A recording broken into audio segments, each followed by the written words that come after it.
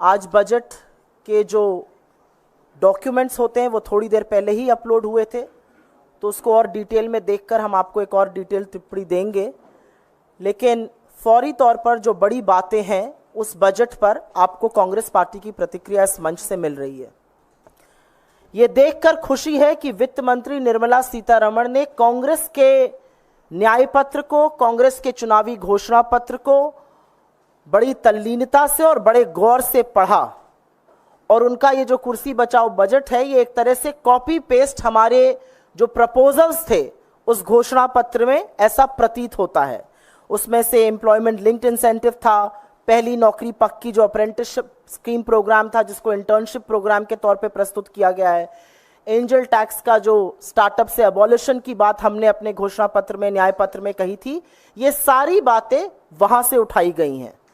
हमारी आशा और विश्वास है कि आने वाले दिनों में वो हमारे घोषणा पत्र की और भी अच्छी चीजों को उठाएंगी और इस देश को उसका लाभ पहुंचेगा। यहां पर मोटे तौर पर 7-8 अंकों में कुछ बातें हैं जो हमारी आशा थी और उस पर इस बजट का रिस्पॉन्स क्या रहा है उसको अंकित कर देते हैं। सबसे बड़ी बेरोजगारी की समस्या इस देश के सामने है और ये हमारे देश की सबसे बड़ी चुनौती है, और आशा थी कि इस बजट में ऐसा कुछ होगा जिससे कि रोजगार का सृजन होगा, बेरोजगारी की समस्या का अंत होगा। आज छोटी छोटी नौकरियों के लिए लाखों लोग आवेदन देते हैं। रिस्पॉन्स में जो हुआ है वो बहुत कम है। रिस्पॉन्स में जो कॉपी पेस्ट किया गया है वो भी ठीक से नहीं किया गया है, और रिस्पॉन्स में कहा गया है कि 2,90,00,000 लोग, 3 तरह की स्कीमों में करीब 2,90,00,000 लोगों को फायदा होगा। ये एक बहुत एग्जैजरेटेड नंबर लगता है, ऐसा नहीं होने वाला है, और कहीं ना कहीं रोजगार सृजन का एक बड़ा मौका खो दिया गया है। दूसरी बात महंगाई की, ये देश कमर तोड़ महंगाई से जूझ रहा है। आज होलसेल प्राइस इन्फ्लेशन करीब 3.4% है। फूड इन्फ्लेशन की जो लास्ट रीडिंग थी वो 9.5% है, और उसके बाद भी इकोनॉमिक सर्वे में 1.7% के एक मैन्युफैक्चरिंग डिफ्लेटर की बात की गई है। इन नंबर्स को जस्टिफाई करने के लिए विश्व के बड़े बड़े अर्थशास्त्री उस डिफ्लेटर के नंबर से यकीन नहीं रखते हैं, और यह भी मानना बड़ा मुश्किल है कि अगर 8.2% जीडीपी ग्रोथ हो रही है तो कृषि सिर्फ 1.4% पे और कंजम्पशन जो 2/3 हिस्सा होता है जीडीपी का वो मात्र 4% पे कैसे ग्रो हो रहा है। खैर, इकोनॉमिक सर्वे में महंगाई पर कुछ सेंटेंसेस, कुछ वाक्य बोले गए थे। वित्त मंत्री ने अपने तीसरे पैराग्राफ में महंगाई पर मात्र 10 शब्द बोले हैं।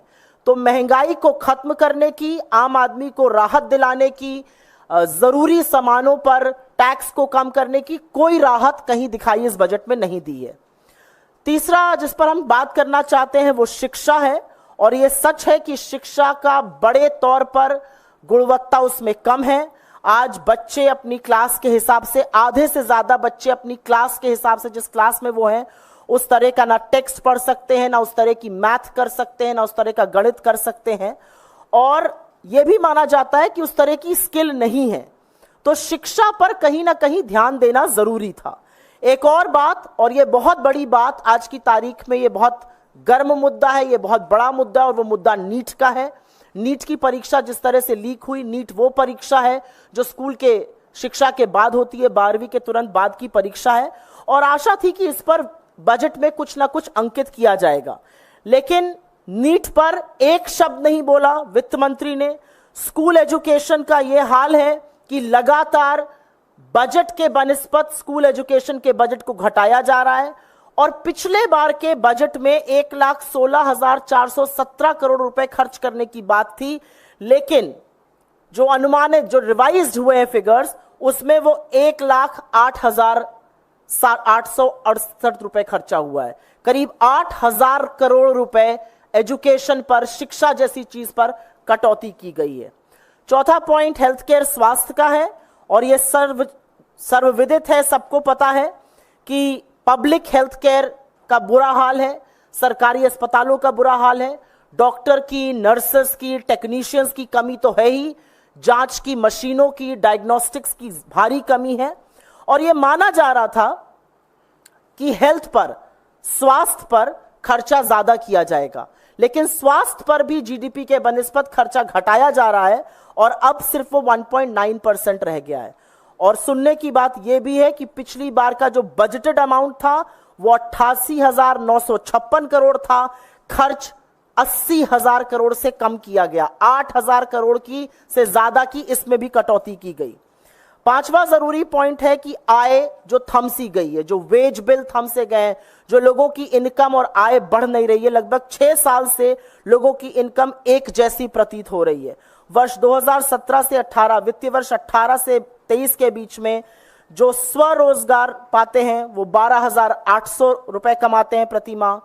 जो दिहाड़ी मजदूर हैं वो करीब करीब 7,400 कमाते हैं और जो मजदूर हैं वो 19,750 कमाते हैं। हमारी हमेशा से डिमांड रही है, हमारे मैनिफेस्टो में रहा है कि 400 प्रतिदिन की न्यूनतम आय हर श्रेणी की होनी चाहिए। इस श्रेणी की जो आय है, मजदूरों की जो आय है, वो 400 रुपए प्रतिदिन पर फिक्स किया जाए, ये हमने अपने घोषणा पत्र में डाला था।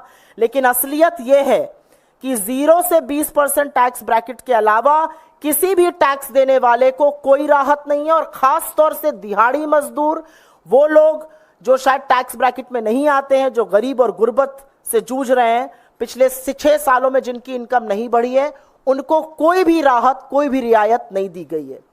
छठा बड़ा पॉइंट, और ये कृषि को लेकर है। हमारे देश की 65-70% लोग कृषि से संबंध रखते हैं। एक ही मांग लगातार किसान कर रहे हैं, किसानों की शहादत भी हो गई, किसान आज भी मांग कर रहे हैं कि एमएसपी की कानूनी गारंटी हमें मिलनी चाहिए। इस कानूनी गारंटी का उल्लेख उस घोषणा पत्र में भी है कांग्रेस के, जिससे कॉपी पेस्ट करने का तमाम काम वित्त मंत्री ने किया है। काश उन्होंने यह भी किया होता, लेकिन रिस्पांस में उन्होंने कृषि का बजट घटाया है as a percentage of the budget. और एक यह भी सत्य है कि एमएसपी की लीगल गारंटी पर, कानूनी गारंटी पर उन्होंने एक शब्द नहीं बोला है। सातवीं बड़ी बात, एजुकेशन लोन्स को लेकर कहा गया। और क्योंकि इतनी ज्यादा बेरोजगारी है, लोगों की आय कम है, महंगाई ज्यादा है, जो एजुकेशन लोन लिए गए थे, हमारी ये मांग थी, हमारे घोषणा पत्र में भी हमने अंकित किया था कि एक बार जो आउटस्टैंडिंग एजुकेशन लोन्स हैं उनको माफ कर दिया जाए। लेकिन ऐसा नहीं हुआ और रिस्पांस में एजुकेशन लोन देने की बात हुई, लेकिन जो एजुकेशन लोग लेकर आज जूझ रहे हैं उस एजुकेशन लोन को चुकाने में, क्योंकि उनको नौकरियां नहीं मिली हैं, उनके परिवार की आय कम हो गई है, वो महंगाई से जूझ रहे हैं, उसके बारे में कुछ नहीं किया गया और वो जरूर इससे निराश होंगे। अंत में एक बहुत ज्वलंत और बहुत बड़ा मुद्दा इस समय अग्निपथ स्कीम को लेकर है। लगातार हम देख रहे हैं कि सेना उसका विरोध कर रही है, लगातार शहीद परिवार उसका विरोध कर रहे हैं। 2 तरह की भ्रांति करने का, दोयम दर्जा सेना के एक वर्ग को देने का विरोध किया जा रहा है।